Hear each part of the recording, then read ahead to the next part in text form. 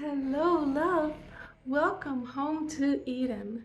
This is Eve Christoph, your Love Life Muse, and I'm talking about the misconceptions about ascension and what it is to really be starting to travel as it is into higher dimensions, deeper dimensions as human beings. And by pointing out these misconceptions, I hope that I'll help you to really start to go for it, allow it. So this misconception is a really important one. There happens to be this sort of bias in the spiritual communities about intellectual versus emotional.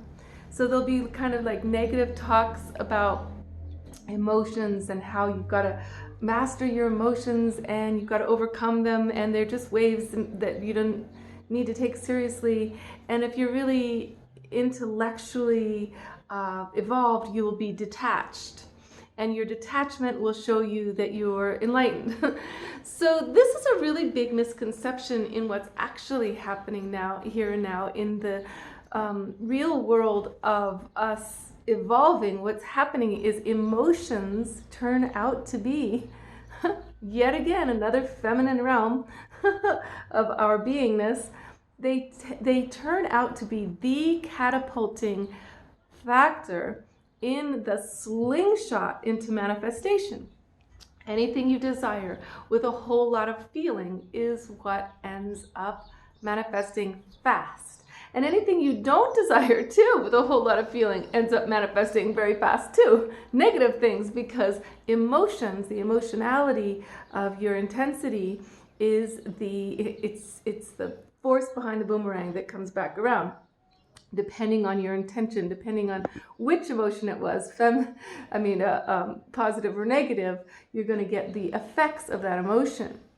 So what this means is that you get to sort of, we don't want to indulge our emotions, especially our negative ones that take us really down, but you get to allow your emotions to roll. You get to ride your emotions and go where they take you. In other words, fear, is sometimes very well founded. You really are going to hurt yourself if you jump off that cliff without the bungee cord. Some anger is well founded. You really were just betrayed and treated badly. And then some of the emotions are just these idiotic fears and projections that really do just need to be felt and then move through without believing every negative or even positive emotion that comes along. Understanding that they are just ways of being, ways of enjoying being human, is to feel, to be a feeling being. And more you get into your positive emotions and allowing them, because it's almost taboo, to really have very positive emotions a lot. People will call you ungrounded, unfounded, unhinged. I get accused of all of this all the time because I'm super positive a lot, and I get into it because it makes me high and it makes me happy and it makes me all the more exponentially powerful. So I want to show you something that I just did. I just took a spoon bending workshop. You're not going to believe this. I can hardly believe it myself. But I just bent all these spoons with my mind. Look at this one. Here's another one. Just bent it. Whoa. Here's another one. It was 4 of them. This one I just broke. I just touched it and went, pack. So it was really cool because the way we were doing the spoon bending was basically, it wasn't just like you sit there and your mind does it like in the Matrix. It was that you bond with the spoon, you align with the whole molecular structure of the spoon as oneness in the space that we're in, where there's really no spoon and there's no human. And you get to the place where the spoon becomes like butter. So when you first, I first try to bend this, I can't, with all my might, I can't make it do anything. But in the spoon bending meditation, when we got to that place of oneness, it became like butter. It just came, and the teacher actually twisted hers in a curlicue twice, which is my next thing. I want to try a harder metal, thicker metal, and twisting. Because, so here it is. This is the miraculous world that we're in. This is really it. We are in a very miraculous world. So I did the first spoon, and I went halfway with it, and I was like, and I couldn't believe it was happening, so I stopped, and then I realized it was happening, and I kept going, and then my mind kicked in and went, what? And it stopped. So it stopped about halfway here, and then I realized, wait a second, this really just happened. Can I do this with more spoons? And while the teacher was talking, I picked up the same spoon, bent it all the way quickly, and then bent another one, and then broke another one within 2 minutes of bonding with spoons, all spoons, like not just that one spoon, but all spoons. So then I was like, well, maybe the spoons were just cheap Mexican metal, you know, but now it's like, wow, I can't bend this with both arms, you know? So I said to this next, the fourth spoon, I said, hey, all right, just prove this to me one more time. This time I want you to bend really easily without hardly any force at all, and go all the way in one fell swoop, which is what happened. So I promised myself, once I got to the place of spoon bending successfully, that I would believe that anything is possible for myself. And so now here I am, having bent more than one spoon, 4 spoons, and now it's time to believe that anything is possible, that everything is. Okay, so I'm going to give myself a challenge. I'm going to say to myself, all right, I'd like to buy land and build a house in a year. 1 year. I like this to happen. Now, this is an outrageous goal for me because I only have $5,000 to my name, and I've got a year to go. So why not? Why not make yourself some outrageous goals that help you prove the existence of spirit and prove the existence of all kinds of things being possible? Why not? I mean, Gurdjieff, the amazing Sufi Turkish teacher, while back, maybe 50 years ago, he was an incredible teacher for many, many mystics. And he once made a goal with his friends that in Turkey, I think that's where they would make like $1 million. Now, $1 million back then is like, oh my gosh, maybe that's like 10 million now or 20 million. I don't know. It was so much outrageous money.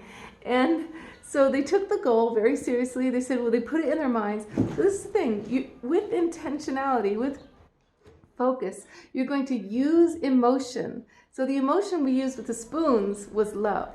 I bond with you, spoon. I love you, spoon. I'm you. You're me. I love you so much. You and me are like we're spoony. You know, we're spooning.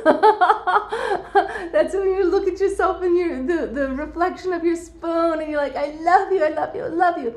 The love vibe really worked to bond with the spoon, right?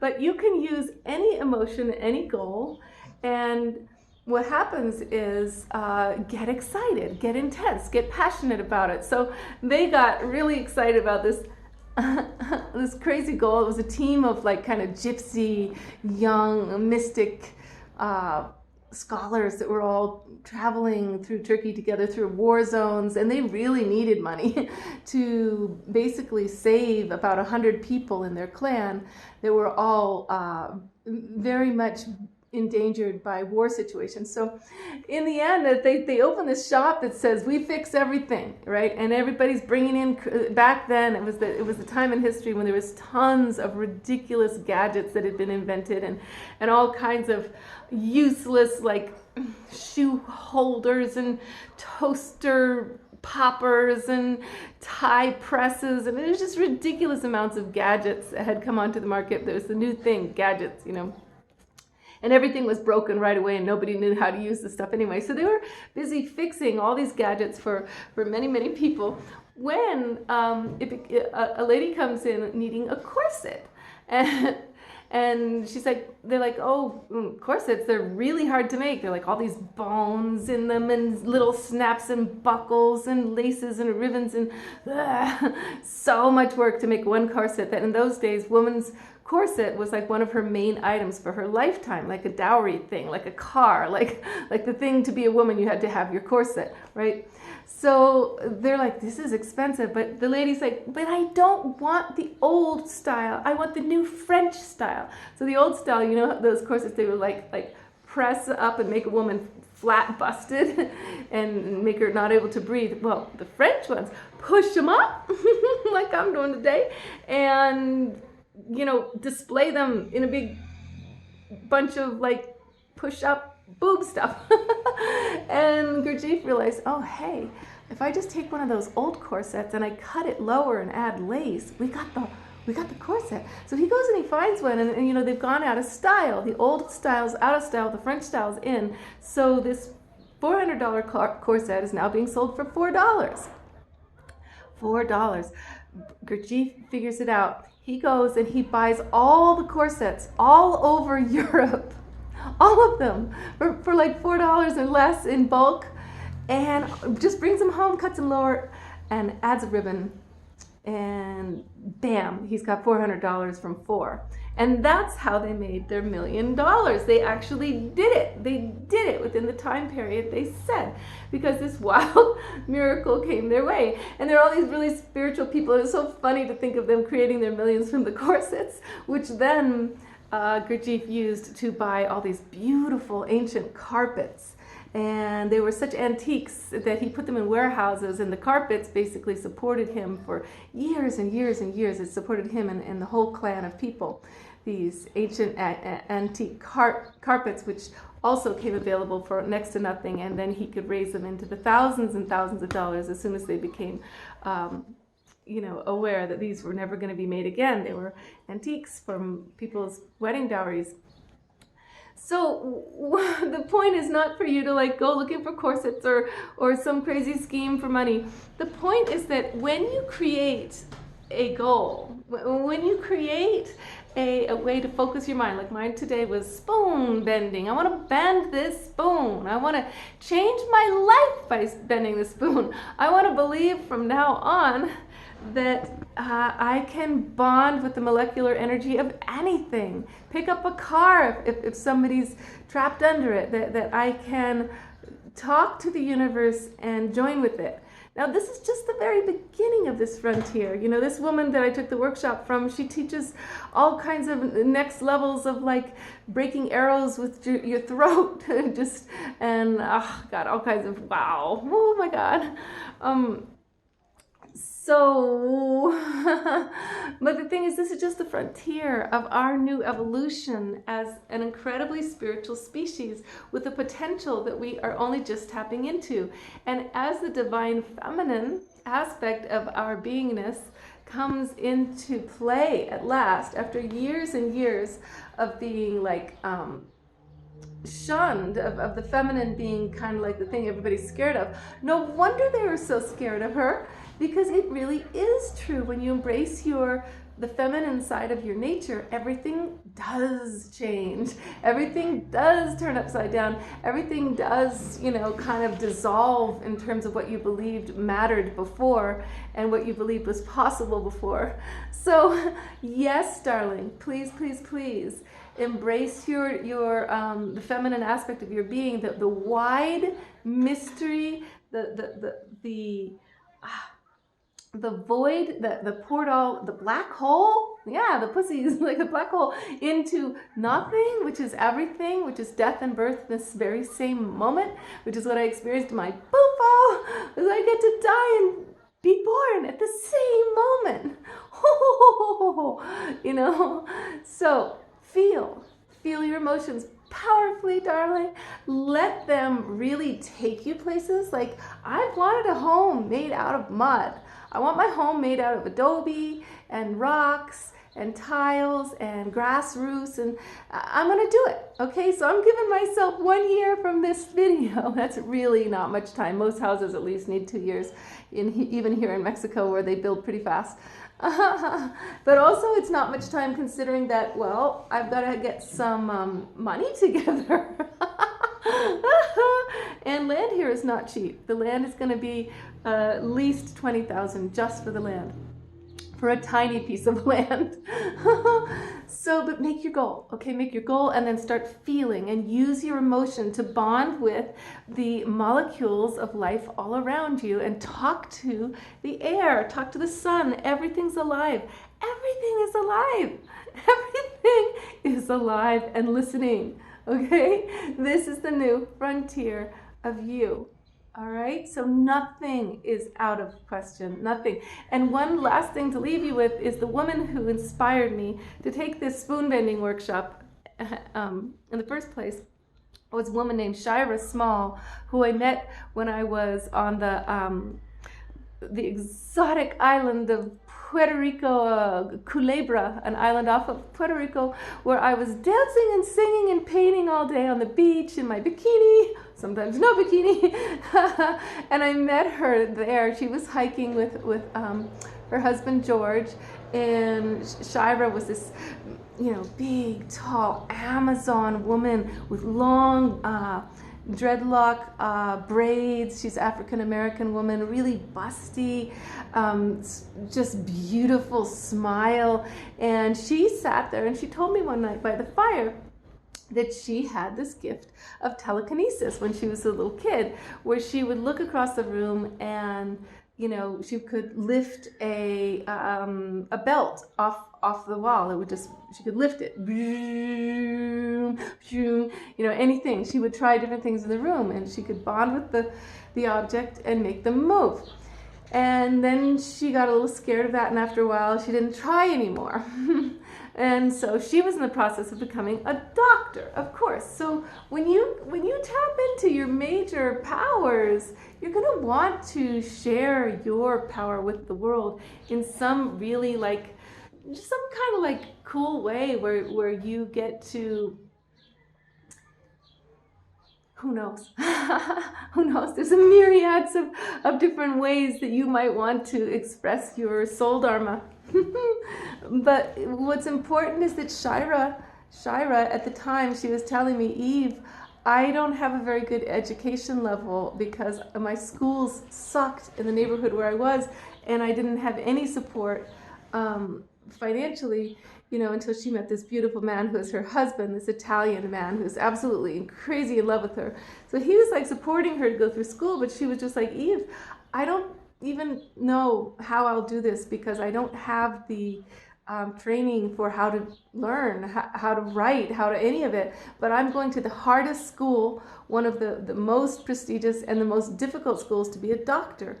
And she said, but you know what? I'm going to use my telekinesis skill of focusing, bonding with each task as it's already done, as I'm already there. And you know what? Shira Small is a doctor now in New York City. She did it. She passed every test. And so will you, okay? So will you, darling. All right, love life, okay? All right, so much to love. So exciting this time in history. Oh yeah, and by the way, I am offering Ascension integration coaching online, 12 sessions that will take you into the full knowing that you